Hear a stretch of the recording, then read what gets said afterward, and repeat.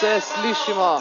Lep pozdrav vsem uporabnikom Roga, vsem, ki nas spremljate preko frekvence Rogovileža in vsem, ki nas spremljate trenutno preko valov Radia Študent na 89,3 MHz. Pravkar bomo pričeli s pripovedovanjem pravljic, zato vas vse lepo vabim, da se nam pridružite v tovarni Rog na dvorišču desno, kjer se bo danes vrstilo kar nekaj špikarjev, natančneje 4 špikarji Radia Študent, ki bodo pripovedovali pravljice, kot gre tudi tradicija Radia Študent. Zato bom mikrofon za začetek predala kar Macotu, ki nam bo predstavil tudi kakšno zgodbico oziroma pravljico. Ali pravljica ali zgodba? Je pravljica. Sem razmišljal, ali bi eno ali bi drugo, pa sem se odločil za eno, za začetek. Je pa tale pravljica pravzaprav zgodba. Zgodba o pohlepu in o tem, kaj pohlep prinese na konc koncev. Takole gre. Živela sta dva starca, ena je bila ženskega spola, drugi pa je bil moškega spola, živela sta skupaj, bila sta par, bila pa sta tudi hudo revna. In tako se je zgodilo, da je nekoč stara rekla staremu: pojdi v hosto in prinesi neko lipo, da bomo lahko zakurili, saj bomo še zmrznili. In tako je šel stari v hosto, seveda je vzel tudi sekiro in glej ga, je že v hosti in išče primerno lipo. In najde primerno lipo in ko jo že hoče zasekati, se kar naenkrat zgodi, da lipa po človeško spregovori. In mu pravi: nikar dobri človek, nikar me ne posekaj, v hudem ti bom prišla še prav. Starcu se je seveda kar stemnilo pred očmi, malce je premišljal in ni vedel, kaj točno bi. Seveda je šel domov, ker je imel emancipirano ženo in ji povedal, kaj se je zgodilo. In žena mu je rekla sledeče: bedak neumni, pa kaj si storil? Takoj pojdi tja in reči lipi, naj prinese takoj k nama en voz in enega konja. Saj sva že dolgo hodila peš. In res gre stari do lipe in ji pravi, kaj mu pravi stara. Stara mi je rekla, da daj nama voz in konja, tako mora biti. Dobro, dobro mož, pojdi domov. In šel je domov in ko je šel domov, je že pred bajto videl nov voz in novega vranca in seveda je bil nad vse vesel. Seveda pa žena ni bila najbolj vesela in je rekla takole: no, zdaj pa takole, če sva dobila vranca in voz, ni vrag, da ne dobiva še nove hiše, to nama mora dati. In res je šel možakar nazaj k lipi. Povedal je, kaj mu je rekla stara in lipa je rekla: dobro, mož, pojdi domov. In mož je šel domov. In ne boste verjeli, tam je že stala nova honka, nova hiša, bajta kot se spodobi in seveda se jima je kar zmešalo ob tem, ko sta videla to novo hišo. In seveda žena ni bila zadovoljna, rekla je: no, kaj se daj tuče miš, pojdi tja in reče, naj da da še živine in perutnine, takrat bomo imela pa vsega dovolj, to nama mora dati. In seveda gre do lipe in jo prosi in seveda lipa, dobrohotna kot je bila, pravi: dobro, pojdi domov, dobri mož. In gre domov in tam seveda že gospa šteje denarce od vsega, kar je prodala, ko je medtem že dobila, se pravi perutnino in živino. In seveda se zgodi tako, da je žena hotela še več. Pazite zdaj to. Ko sta dobila že to, je žena rekla tako: zdaj pa tako, imava že vsega dovolj, bogata sva, ampak pojdi do lipe in ji reči, naj naredi tako, da se naj bodo vsi ljudje bali. In res, možakar je odšel v hosto do lipe in ji rekel, kar mu je rekla stara. Lipa je bila že malce nejevoljna in je rekla: dobro, pojdi domov.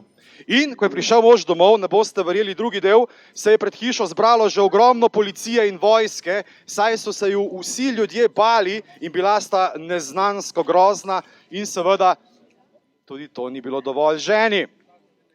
Na koncu je rekla takole, vidiš, bogata sva, vsega imamo dovolj, polno rit, pojdi tja do lipe in ji reči, da naj postanejo vsi ljudje najini hlapci. Takrat bova šele imela vsega dovolj in bova bila brezbrižna. Možakar je šel nazaj do lipe in jo povprašal, če bi mu pač lahko to željo izpolnila. Lipa, ker je bila dobrega srca, je seveda malce pomislila, razmišljala in mu rekla: dobro, mož, pojdi domov, izpolnim vama še zadnjo željo. In mož je šel domov in ko je prihajal domov, je že vdaleč videl, da nekaj ne štima. Honka se je spremenila v navadno bajto, živine ni bilo nikjer, perutnine ni bilo nikjer, vojske ni bilo nikjer, policije ni bilo nikjer, ampak samo stara je tam ždela pred bajto in nergala. No, in tako se je zgodilo, da jima je Lipa za kazen odvzela vse tisto, kar sta prej nažicala, saj je bila žena tako smotana, ker si je zaželela, da bi vsi ljudje bili njuni hlapci. In to je konec te zgodbe, ki govori o tem, kaj se zgodi, če hoče človek, bodi si moški, bodi si ženska, preveč. Govoril sem molk. To je bil Maco. Maco, hvala. Sledi pa že naslednja zgodba, ki jo bo povedala Valentina. Se slišimo? Je v redu takole, ne? Evo, gre za eno zgodbo, ki se ji reče Dežela brez grobov. Za vse tiste, ki mislijo, da so nesmrtni, pa se obnašajo tako, da ne bojo nikoli šli na tisto poslednjo sodbo, ne? No in dogajala se je v nekem kraju, ne prav daleč od tukaj, in tam sta živela mož in ženska. In ta dva sta se ljubila tako močno, kot se na tem svetu ljubijo res redko katere duše. V bistvu sta se ljubila tako močno, da sta se iz te silne ljubezni kar vzela. Sta se poročila in živela srečno do konca njenih dni, kajti po enem tednu je ženska umrla. No, mož pa ni vedel ne kot nekam, brez nje se je počutil čisto samega in zaprl se je v hišo. Vsi so mislili, da je šel po njenih stopinjah, kajti 10 let ga ni bilo na spregled, nihče ga ni videl.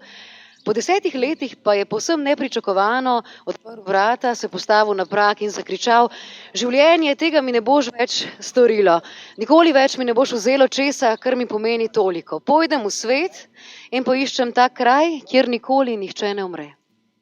Pa je šel in je hodil dneve, noči, prehodil je doline, obale, spal je na najvišjih vršacih, kjer ga je bril mrzel severni veter, zbujal se je v mokri tajgi, ampak nič ne. Ne se je še tako trudil, ne je še tako napenjal oči tazga kraja, kjer ne bi našel vsega samcatega groba, takega kraja pač ni našel. In ko je bil že na tem, da se skoraj vda, da podleže tej zlobni usodi, se je znašel v eni puščavi. In tisti puščavi je prepekalo sonce, bil je brez vode že več kot 3 dni, hodil in je mislil, da zdaj bo pa tudi on tukaj našel svoj konec. No in bolj je hodil tistemu svojemu koncu naproti, pa zagleda tam tisto belo piko na obzorju in misli najprej, to je fatamorgana, ampak ne, bolj je šel bližje, bolj je ta pika postajala večja in realnejša in na koncu ugotovi, da gre za pravcato mestece. Ampak ne sem eno tako navadno mestece, tako belo, visoko, ki se je s svojimi kupolami pelo tam v zrak in se bleščalo v barvah zahajajočega sonca. No in pride do mesta, ga obhod z leve, ga obhod z desne, nej se še tako trudi, nej še tako napenja oči, ne najde niti enega samega samcatega znaka, bil tam kdorkoli pokopan. Pa se odloči, da stopi tudi v mesto, gre noter in bolj se ozira na levo, na desno, naprej, nazaj, pred njim sami zdravi ljudje. Pa ne samo zdravi, taki mladi, močni, brsteči od zdravja, tako kot kakšno zdravo škotsko govedo. Prav tako so zgledali in fant ni mogel verjeti, kaj je zdaj s to auro zdravja v tem mestu, pa se je odločil, da zadevo še malo razišče in je potrkal na prva vrata, ki so mu prišla pod korak, kajti večerilo se je že, odprl mu je pa sam šejk te dežele. Ta šejk je bil pa tako malo je na Budo spominjal, imel je tak velik trebuh, črne lase in črno brado. Kar malo nevaren bi izgledal, če ne imel na sebi tistega takega nalezljivega nasmeška. Tudi on je bil tak lepo rejen, fajn se je počutil. Ga je povabil vse, mu je dal prenočišče in res mladenič je zaspal takoj, pa je že bilo jutro naslednjega dne. Se zbudi, pogleda čez okno, tam vidi cvetočo lipo, sred puščave, neverjetno. tista aura zdravja se je tudi njega že naselila, pa se napoti dol v jedilnico in tam ga pa že čaka šejk z zajtrkom. In na tisti mizi, na kateri je bil zajtrk, se šibijo same dobrote, melone, lubenice, grozdje, dadli, pa še ena taka pečenka ima zraven. Ampak to ni bila pečenka, ki je bila preveč zalita, nezdrava, polna maščobe, ampak taka prav fino zapečena. A veš, ki prav malo zahrusta po izdeževanju, no? Takrat pa Mladeniču ni več dal miru in je rekel, kar direkt je rekel temu šejku, je rekel, pa vi imate res srečo, ne? To mesto je tako, tle sred puščave, vse je zeleno, vse cveti, rastline rodijo. Ja, hvaljen bodi Allah, da je temu tako, je odgovoril šejk. Pa še kar neko, ne? Pa nadaljuje, pa reče, pa vsi ljudje so tako srečni, a ne? Pa zdravi, ki pijo od zdravja, prav nobenega, ki bi mu kaj manjkalo, ali pa kakšnega starca recimo ni med njimi. Ja, hvaljen bodi Allah, da je temu tako, je spet odvrnil šejk. No, na kar se je pa Mladenič odločil, da bo kar naravnost ustrelil. Pa je rekel, a bi jaz lahko videl tvojega očeta mogoče? Ja, pa reče šejk, ja seveda, ni problema, tamle je, tisto tamle je njegova noga, reče in pokaže na pečenko. Ostalo pa je tamle na polici, pokaže na une pridelke, dimljene salame tam na polici. Mladenič je uspel izdaviti samo še en velik A in je čakal do večera, prav potuhnjeno tam v enem kotu in poljo je prav tako poslovencarsko, bi lahko rekli, podurhal nazaj v zavetje varnih in domačih grobov. Hvala. Hvala, Valentina. Vse vas vabim malo bližje, ne bi toliko sramežljivi. Govorimo pravljice za vse. Nikoli niste prestari za pravljice, zato vabljeni malce bližje na dvorišče desno, da prisluhnete tudi naslednji pravljici, ki nam jo bo povedala Tatjana, in sicer o levjih brkih. Kar nekaj živali bo danes se kle še zvrstilo, tako da... Moja pravljica prihaja iz Egipta in se imenuje Levji brki. Nekoč je bila ena lepa mlada ženska, ki je imela skoraj vse. Imela je eno veliko hišo, ubogljive služabnike, imela je polno omaro čudovitih oblek, lahko se je vsak dan zmišljevala, oziroma vsake pol ure se je lahko preoblačila. Imela je pa tudi polno shrambo dobrot, tako da se je tudi tam zmišljevala. Je pa imela nekaj oziroma nekoga, ki ni bila čisto zadovoljna. Namreč bila je poročena z moškim, ki je bil znan kot kričač, nergač. Mislim, bil je tako vzkipljive narave, da je svojo lepo mlado žensko, oziroma ženo, za prazen noč jo je klopnil. In ker je tej lepi mladi ženski bilo vsega že dovolj, se je odločila, da mora nekaj narediti, se mora nekaj spremeniti. In je začela razmišljati, kaj lahko sploh naredi. In se je spomnila, da je v sosednji vasi en star modrec, ki dela, pa je, bo vsaj slišala, čudežne napoje. Take napoje, ki spremenijo značaj človeka. In se je odločila, da še isto popoldne gre v sosednjo vas, gre k staremu modrecu, poprašati pač za ta čarobni napoj. In ko je prišla k staremu modrecu, mu je rekla, dragi modrec, jaz sem slišala, da ti delaš čarobne napoje, taki, ki lahko spremenijo tudi značaj mojega moža. On je res grozen, vzkipljiv, ves čas nerga, nič mu ni všeč, jaz več ne morem z njim živeti. Daj povej, a mi lahko to narediš, ta čarobni napoj?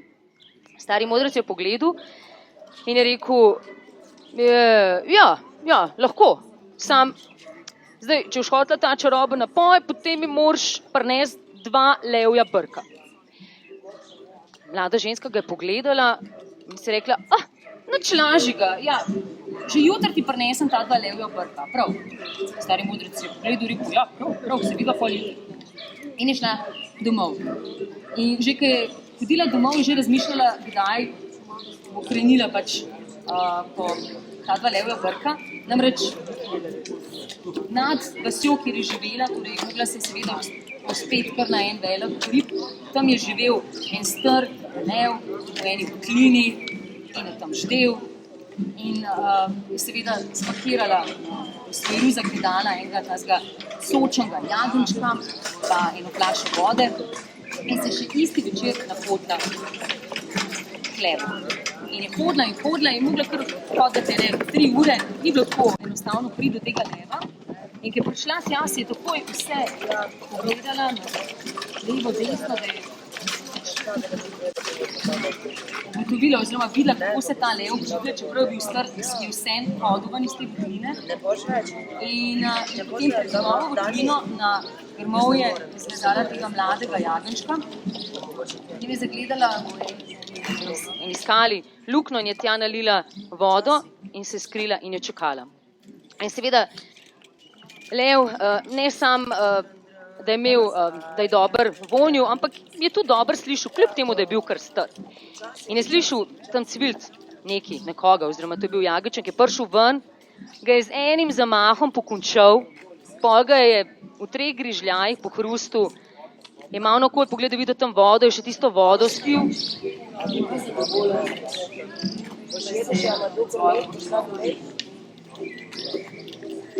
Mlada ženska čakala ti prav čakala je 15 minut, tako nekako.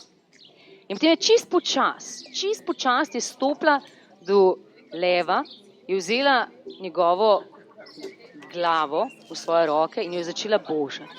In je božala in je lev začel brundati, tako kot medved skorda. Tam je, v njemu je pasal. In potem mu je ta ženska začela še malo prepevati. Nina, na, naša sina spi, spi, da je noč ne zbudi. Nina, na. In da je to zapela. In seveda medicina utonila ostanec tega na prvi prvi. In se je začel lev neki tam pritoževati, spujati in spet začela govoriti. Čist nežno. In mu je seveda še enkrat tisto uspavanko odprej. Nina, nana. In je spet lev utonil v spanci in je potegnila drug brk.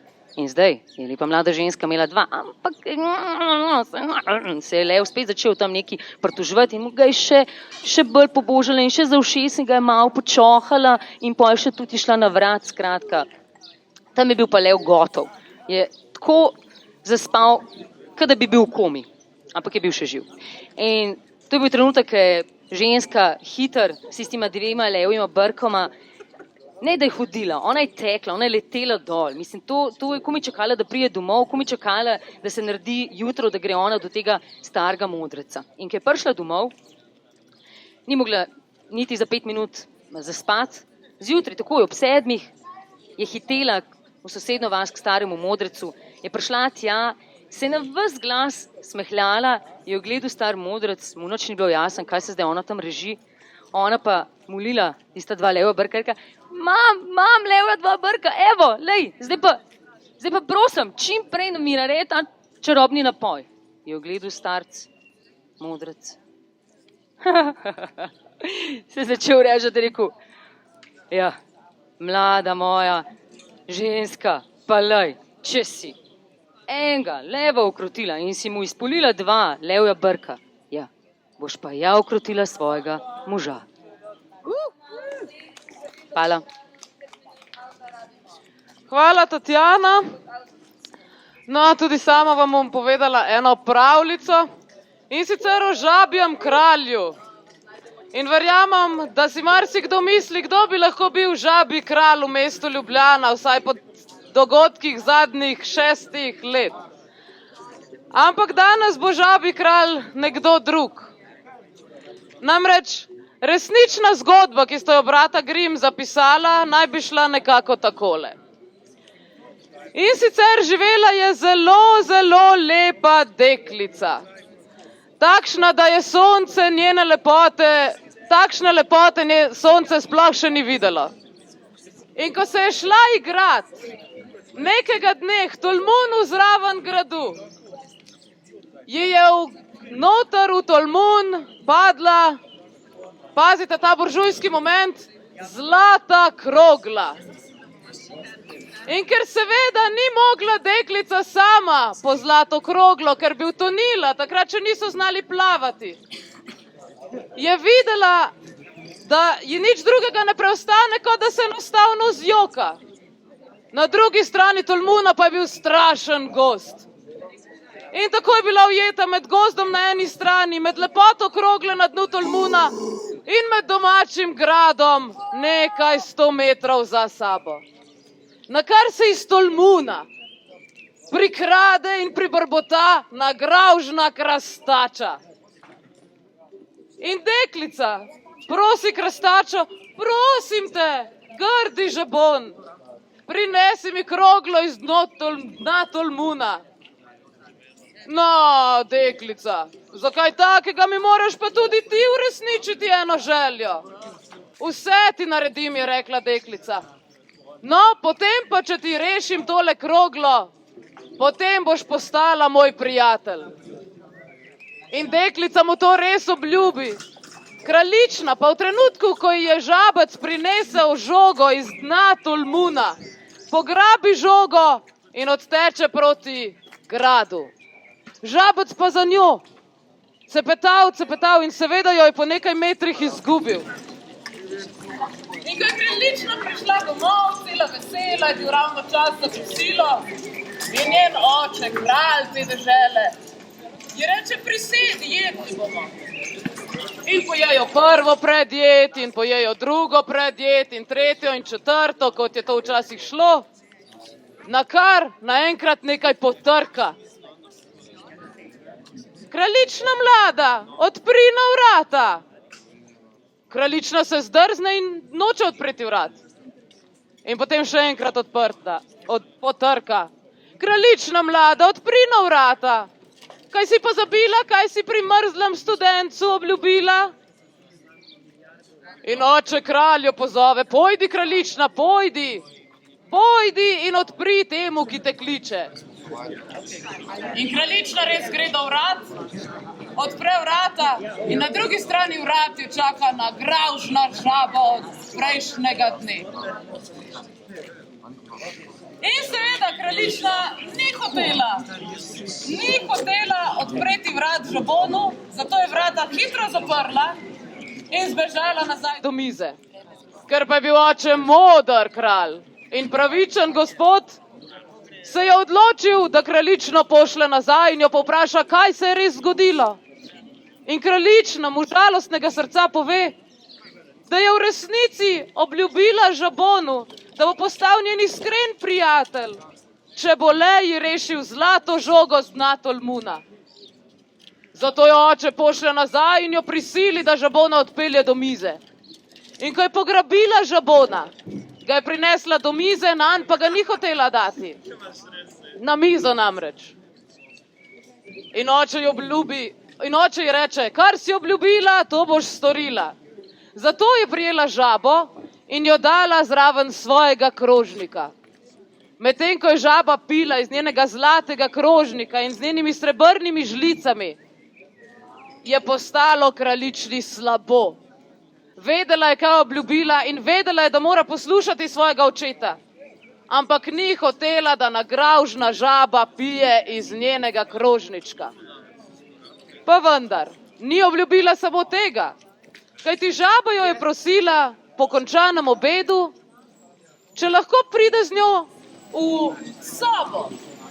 Tako je, malce pokvarjena žaba je bila.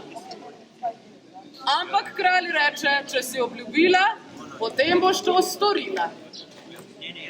In kraljični je bilo že vsega dovolj. Prijela je žabo takole z 2 prstoma, komaj, vse se je gnusilo. Parkrat je žaba skoraj dopadla po stopnicah gor do sobe. Potem pa pride končno v sobo in reče, no to je dovolj za očeta, ne bom nič drugega več naredila. In zgrabi žabo in jo z vso silo trešči ob steno, da se žaba razlima ob steni in počasi spolzi dol. Ko pa je žaba prišla do konca, do tal, ko je prilezla čisto do tal, se je spremenila v čudovitega princa. In ker je bilo očitno pomanjkanje moških v tej deželi, se je tudi oče kralj odločil, da bo svojo hčerko poročil kar neznano žabo. In tako so feštali še 3 dni in 3 noči, brata Grimm sta pa potem počasi mogla domov, zato ne vemo, kako se je v resnici razpletlo. Hvala, to bi bilo vse z moje strani. Ima pa Maco za nas še eno zgodbico.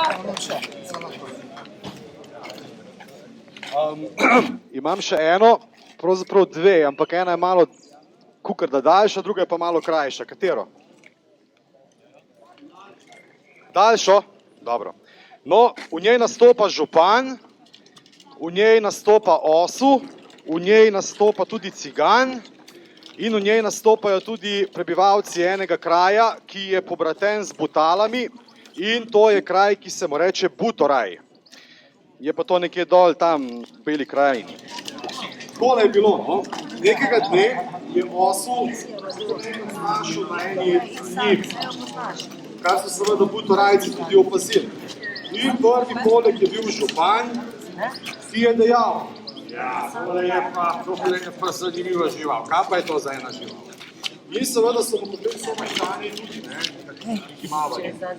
A res, kakšna žival pa je to? Konju je podobna, ampak konj ni.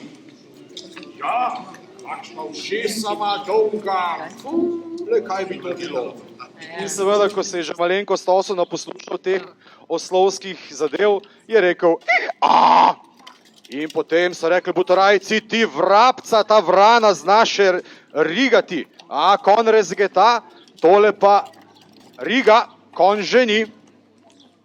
Ja, konj ni, pa vendarle mu je zelo podoben, je zopet modroval župan. In takrat pride mimo vesel cigan iz Kanižarice in so ga poprašali, če slučajno ve, katera žival je to. Ha, seveda vem, to je osel. Je bil dokaj židane volje cigan. Osel! Pa je res osel, pa še čudno ime ima, si je zopet zamislil župan. In kaj je naredil, čisto eno župansko foro, prijel je osla za grivo in ga hotel odpeljati domov. Župan, takole pa ne bo tole šlo. Tako da ne, osel je moj, na moji njivi je stal. Čakajte, gospod župan, osel ni nič vaš. Osel gleda proti moji bajti, se je punil vaš krojač, zatorej je to moj osel. Ne, to je, na moji njivi stoji z zadnjimi tacami, zatorej je moj. Je dejal vaš smešno. In tako so še pa nekaj časa gledali, na kar je prišel do cigan. In ko je seveda videl, da tule v tej vrhni ne bo pa zakaj bi se kregali ljudje? Poglejte, dajte vi meni tega sivega, starega, obnemoglega osla, ki vam ne bo za nobeno rabo, vi pa vzemite tega črnega, mislil pa je senco oslovo, vi pa imate tega črnega, ta je še mlad, žilav, zelo vam bo pomagal pri vašem delu in nikar se ne bojte, zagotovo vam bo dobro nosil zrnje v mlin.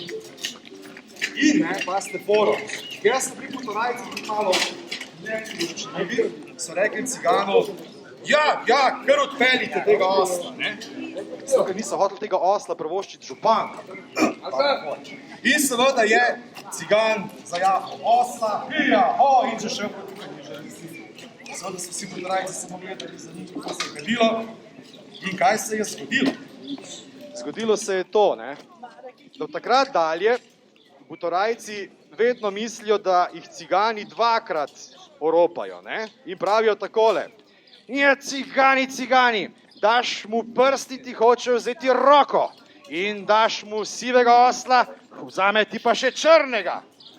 No in od takrat dalje Butorajci sami zelo oslovsko skrbijo za to, da sami nosijo zrnje v mlin in tako postajajo vse večji osli.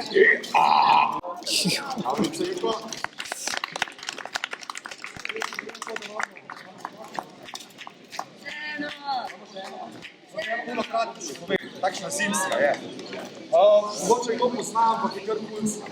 Tako, za otroke na brzaka, povedal pravljico. Takole je bilo, ne? Ded Jegor, ta pravljica je iz Rusije, se je nekoč oblekel v toplo oblačila, si obul škornje in nadel rokavice. Vzel je tudi sekiro in odšel v gozd, da poseka eno brezo. In ko je začel ravno sekati eno takšno zanimivo brezo, se je kar naenkrat izpod breze, iz brloga pojavil totalno znerviran medved. Hud, teč medved. Kdo me budi, požrem te, stari. Ded Jegor je bil pa tako hipi, ne? Kako se spodob za enega sibirskega kmeta, ne? Gobice, pazi, tako naprej. In je rekel, dobro, medved, ampak glej, daj me najprej poskusi, pa se odloči, če bom sploh uživ. Dobro. No, kaj bi najprej poskusil, vpraša Jegor. Roko ali nogo? Roko. Dobro. In ded Jegor je bil tudi zvit, kot prava sibirska lisica, in je dal rokavico iz roke dol in dal medvedu to rokavico in medved jo je seveda lačno začel grista. Fuj, ta rokavica je nagravžna. Ded, takoj mi daj nogo. Okej. In ded Jegor je seveda sezul škorn, ga vrgel medvedu, je bil že kar znerviran. In medved je seveda zelo hlastajoče grizel tisti škorn, ampak ne tako kot prej rokavico. Jo vrgel stran, ga vrgel stran ta škorn in dejal, fuj, ded, a to je nagravžno, ti sploh nisi okusen, tebe že ne bom požrl. In takrat se je ta borba končala. Tok je bil znerviran, da je lepo odplačal v brlog nazaj. Kaj se je pa zgodilo potem? Pravzaprav nič posebnega. Ded Jegor je v bistvu šel domov, živ in zdrav, sam domov je prišel brez ene rokavice, pa brez enega škornja. In tako se konča še ta zgodbica. Hvala. Pija, nekaj besed še mogoče? Začetek našega prenosa se je začel skupaj na Radiu Študent na 89,3 MHz, iz koder tudi mi prihajamo in naša tradicija pripovedovanja je že kar dolga. Moramo pa vas povabiti posebej k poslušanju Radia Rogovilež, ki ga najdete na frekvenci 90,0 in če se sprehajate po Rogu, ga boste slišali, sicer ga dajte raj poslušati preko interneta, kjer bo zagotovo dostopen in kjer lahko tovrstne vsebine v živo in pa tudi vsebine, ki so bile posnete vnaprej, slišite tudi sami. V prihodnjih nekaj dneh pa boste lahko na Radiu Rogovilež tudi izvedeli, od katere do katere ure bojo ljudje v živo prisotni in boste lahko s svojimi vsebinami delovali tudi vi, tako da če imate kakšne ideje, pridite in povejte kaj. Sicer pa smo bili z vami Valentina, Tatjana, Maco in Pija, PRČ oziroma pravljice Radia Študent. Upam, da ste se imeli lepo, vabim pa vas, da se priključite.